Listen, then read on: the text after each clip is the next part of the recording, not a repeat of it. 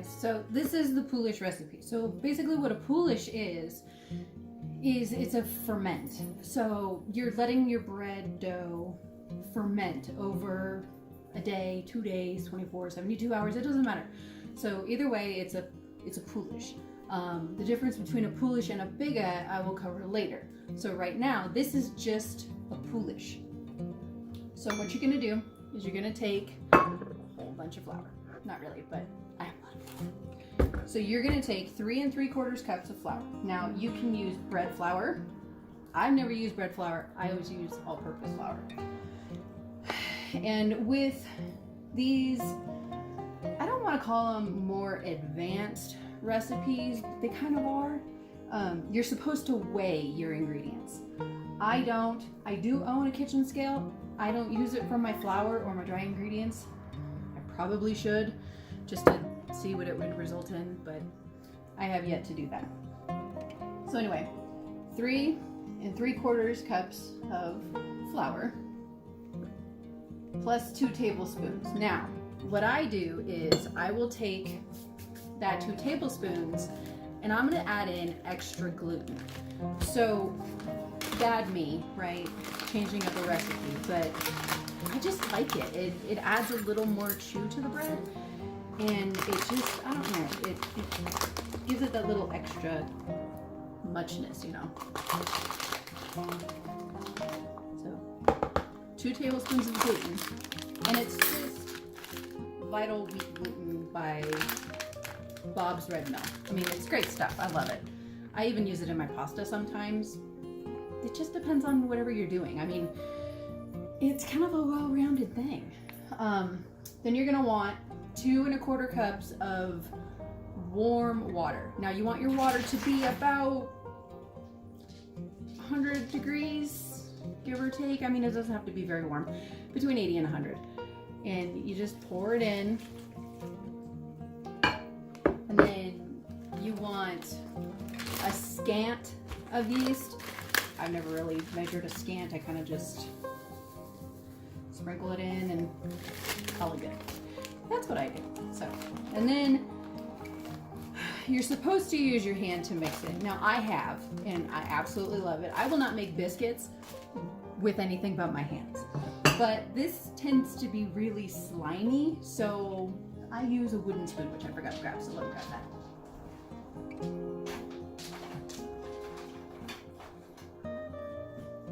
Okay, now don't tell Herschel, but I'm using his wooden spoon because he left it on my floor and I washed it.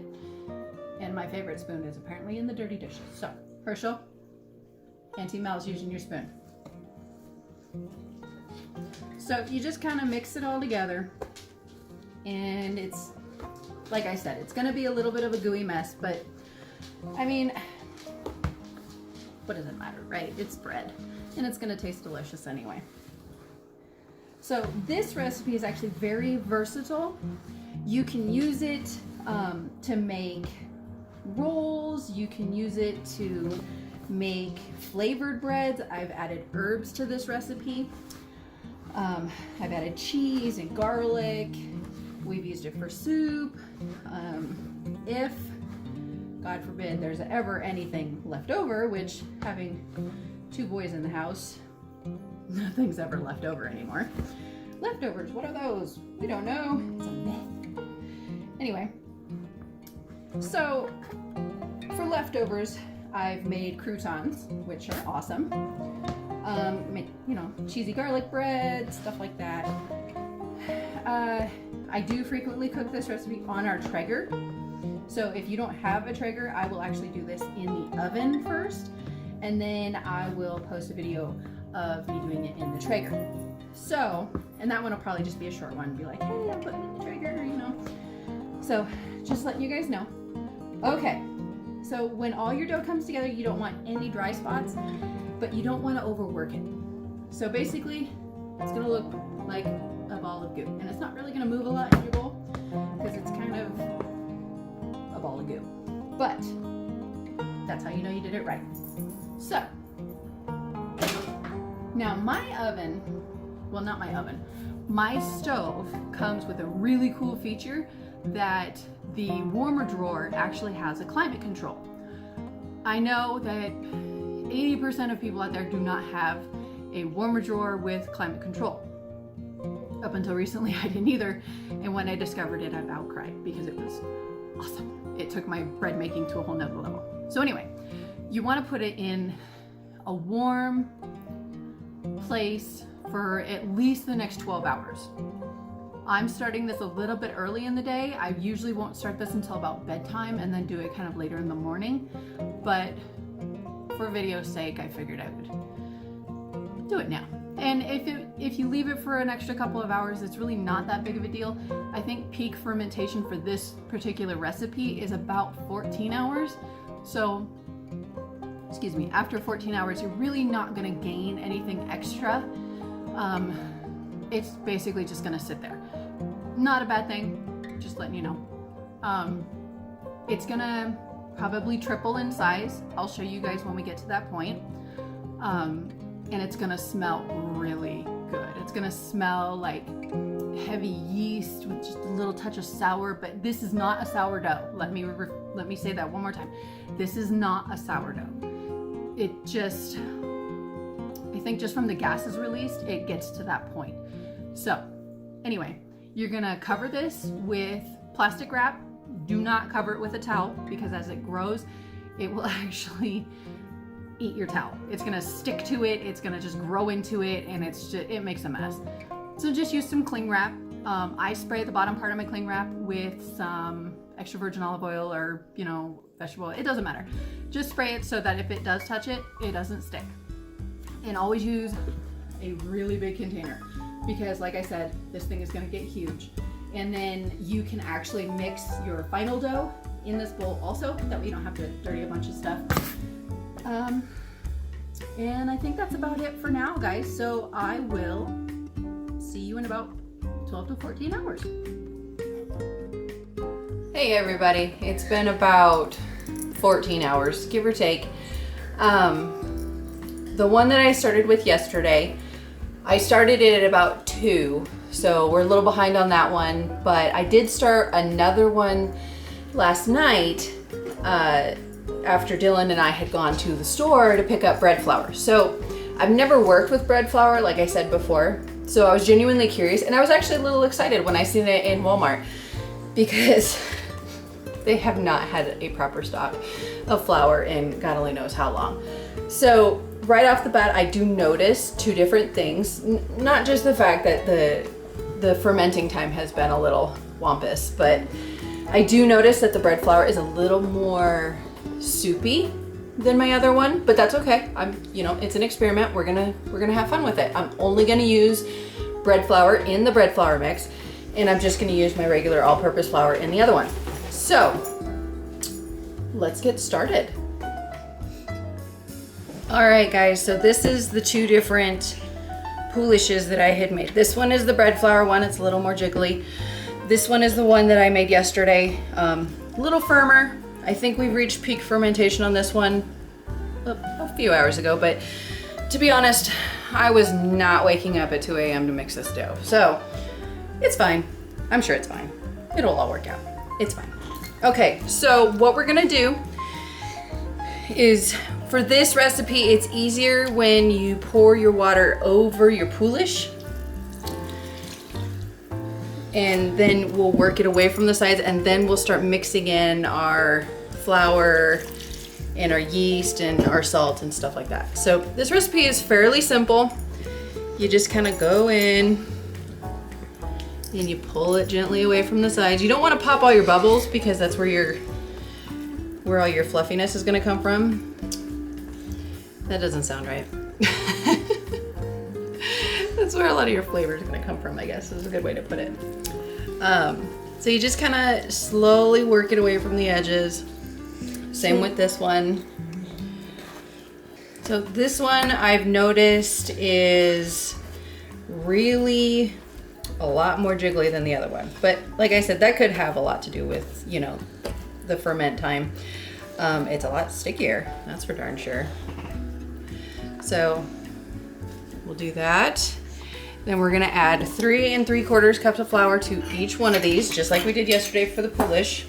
Like I said, use big bowls because this is a big recipe. They make about 2 loaves each, so some lucky neighbor is getting some bread because even my 2 boys can't eat that much.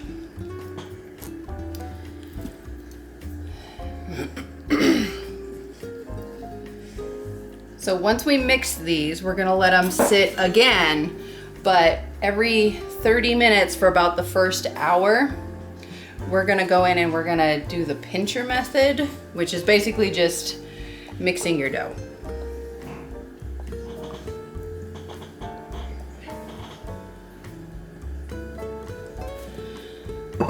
All right, I think that was right. If it's not, I guess we'll find out in a minute.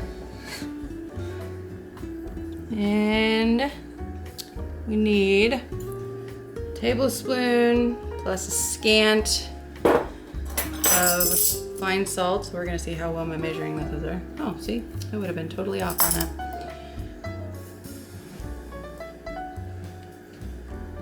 Yes, I don't have a pinching bowl. I wish I did, but I don't. So there's a tablespoon.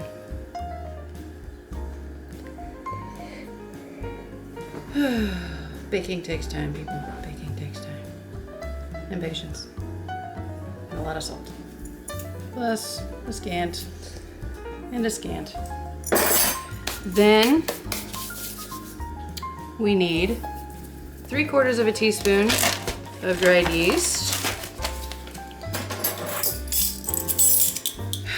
So this is Fleischmann's yeast.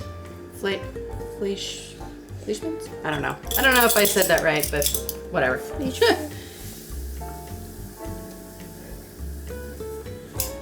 3/4 of a teaspoon.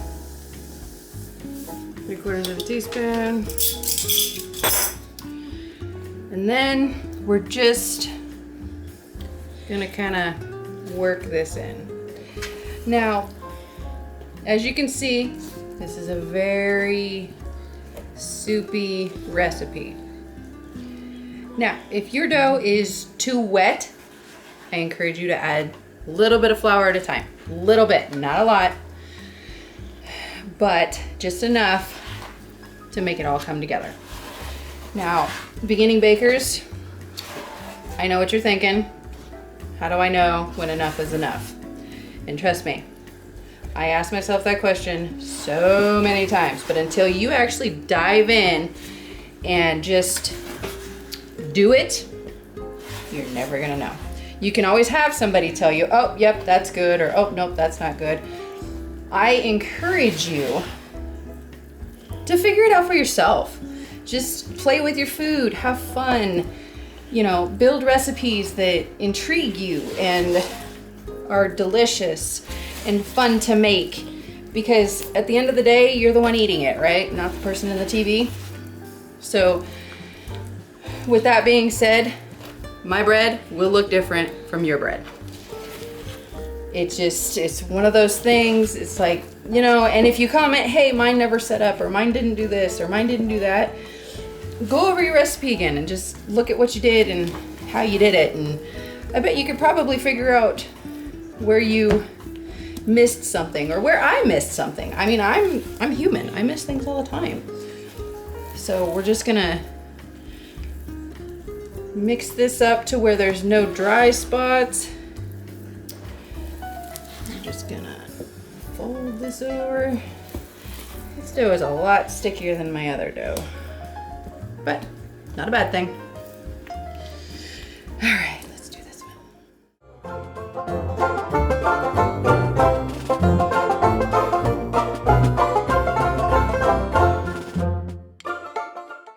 Okay, so I took a minute to revisit my video and I messed up. So, no big deal.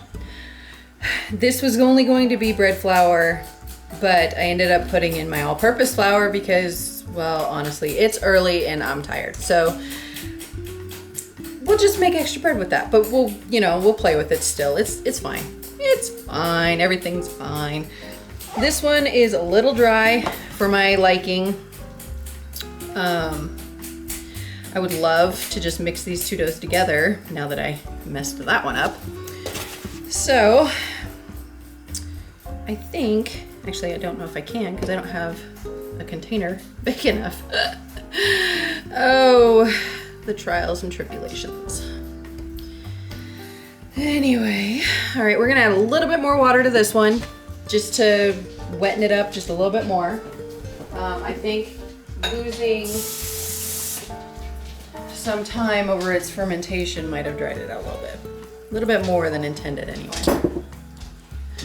So remember, little bits at a time and it should be fine. Diesel wanted to come see what I was doing. He's like, who are you talking to, Mom? Myself, buddy, myself.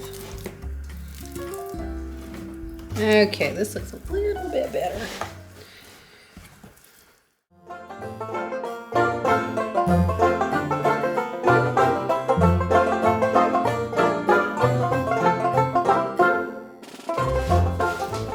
Okay, now that we have our dough mixed good and proper. Like I said, we're gonna let these sit for the next couple hours. We want them to be double. And about every 30 minutes for the first hour, we're gonna come in and we're gonna just roll them over. So I would usually use my hands. For video's sake, I'll just use my favorite spatula. Everybody's got one. If you don't, find one. You're an adult. Act like it. So we're gonna cover these back up. We're gonna put them back in the warmer drawer or just in our warm spot, and we'll revisit it in about 30 minutes. All right, guys, so it's been about 30 minutes. So I'm just gonna do a quick turnover on these breads, or the doughs. They smell so good. I love this recipe. I love bread. Bread's good. Bread's good stuff. So basically you're just gonna kind of fold it, work the out to the in, you know. Just a couple times, so you don't really have to do a whole lot, just a little bit.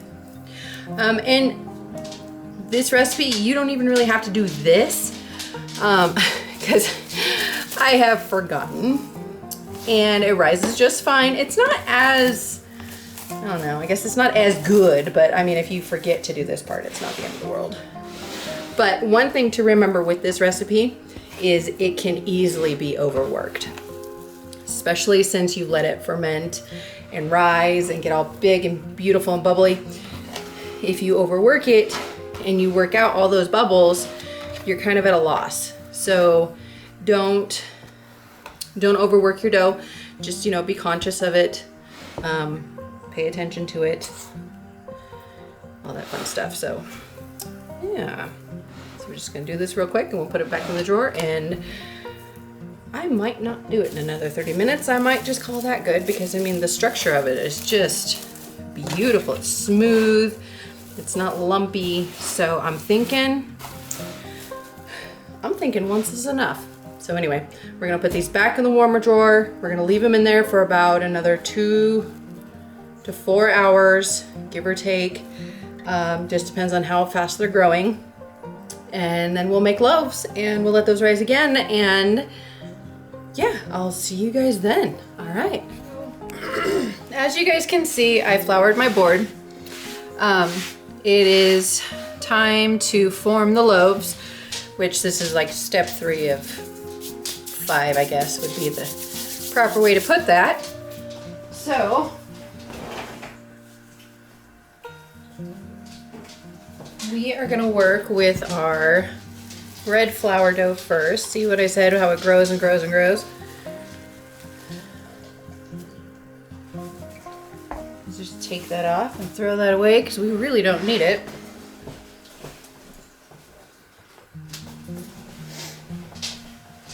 So this dough is super sticky, but that's part of the fun, right? There we go.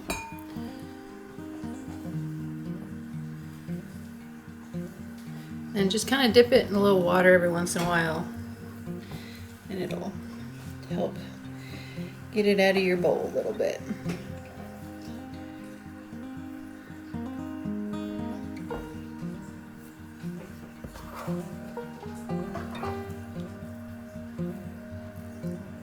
Make sure that your work surface is very well floured. Just scraping the dough out of the bowl here. Okay.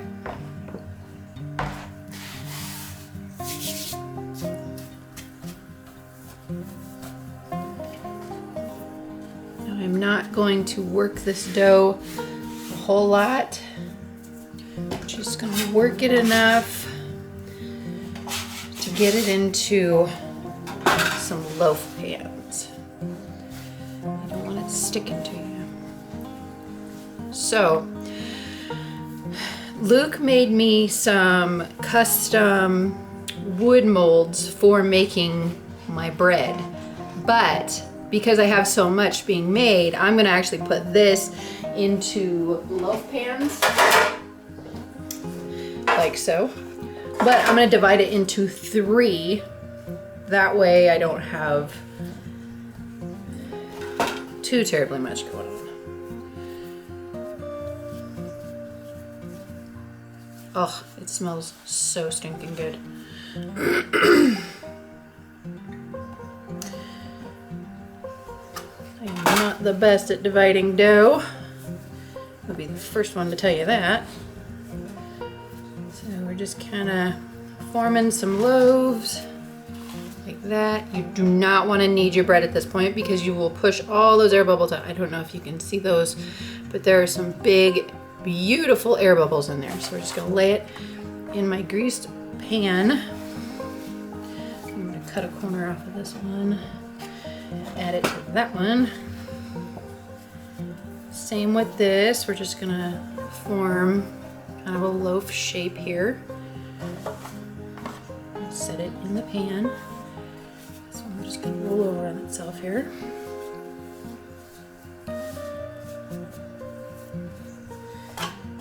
Kind of a smaller loaf, but that's okay. They don't have to be perfect. Just like my sewing abilities, nothing is ever straight and perfect.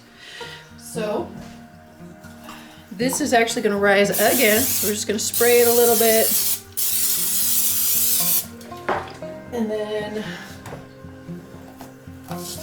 one of my absolute favorite things to do is just sprinkle a little bit kosher salt over the top. When it bakes and you put a little bit of butter on it, it is so stinking good. All right, so we're gonna leave these here to rise again. Actually, I'm not really gonna leave them here. I'm gonna put them back in the drawer because, you know, that's why I have a drawer. We're just gonna cover it so the top doesn't dry out too terribly much.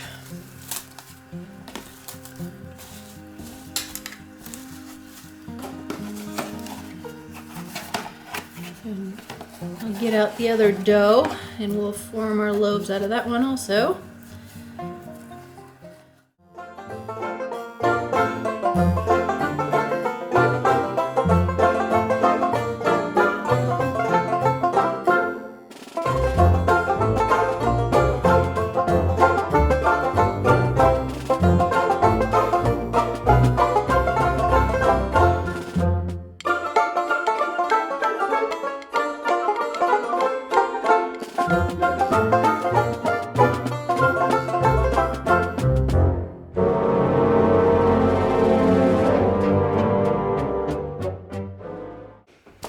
Okay, so as you can see, I am not capable of making symmetrical bread dough loaves.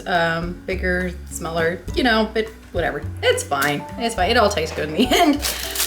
Yeah, so good stuff. So we're gonna let these rise again. I am going to spray them and put a little more salt on it just because I love salt. It's good stuff. This recipe, I love putting garlic and olive oil and herbs in. It is so good. So good. So, very versatile, like I said. So we're gonna put this back in the warmer drawer. We're gonna let them all rise again for a little while, and then we're gonna take them out and bake them. So stay tuned again. Okay, we'll see how this goes. Well, Melissa had to run off to college. Good for her. But bad for her, she left me in charge of bread. I am not the bread guy. It's her thing. I can do meat and potatoes. Anything that has yeast in it that's not beer is not my thing. So I have a very strict set of instructions that I'm supposed to follow, but I'm going rogue anyway. The bread has risen and all that stuff. Don't actually know what it's done, but anyway, it looks good. The oven's preheated to 450, but I'm gonna go rogue, and I also have my pellet grill preheated to 450. So this half of the bread, since she's not here to tell me no, I'm gonna put on the grill. This can go in the oven like average bread does. So that's what I'm gonna do now. These three that are supposed to be pretty loaves are gonna be in here. The artisan style is gonna be done on my grill. So let's put these in carefully. I was told carefully, apparently you don't wanna shake this stuff up.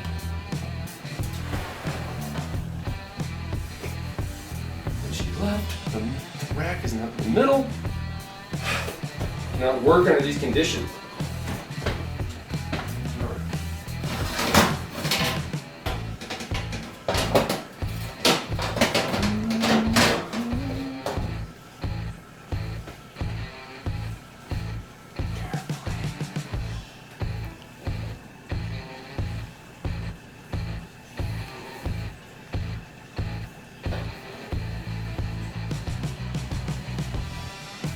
Do you think that one needs to rise more, Willard?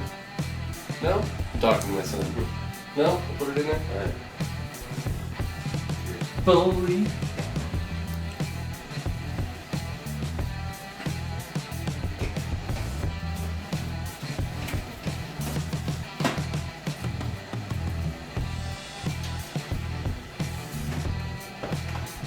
Okay, let's go to the grill. Okay. Grill is hot. It's at 446 degrees right now, and it's smoking good because that's what they do. And if you'll notice, as I live in Wyoming, and it's always so cold here for 6 months of the year, we had to buy a heater blanket to keep the pellet grill hot enough. Seen a few. We're gonna keep them both cooking sources at 450. Until the internal temperature is somewhere between 190 and 200. See you then. So it's been 20 minutes, kind of keeping an eye on it. So we have 2 loaves done. The smaller of the 3 that I put in the oven is done. It was up to 193 at 20 minutes. And the same thing with the smaller of the artisan style on the pellet grill. This is what they look like so far.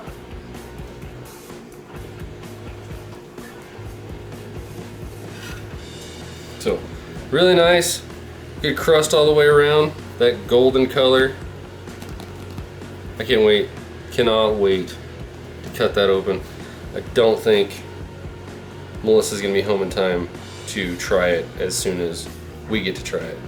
That is also her fault for not being here. Catch you in a bit. Okay, final product. How much time are we at, Willard? 28 minutes. 28 minutes, so we probably took these off about 3 minutes ago. Took them right out of the pans. They look great. They're good, got a good crust on them. They feel amazing. Crust all the way around.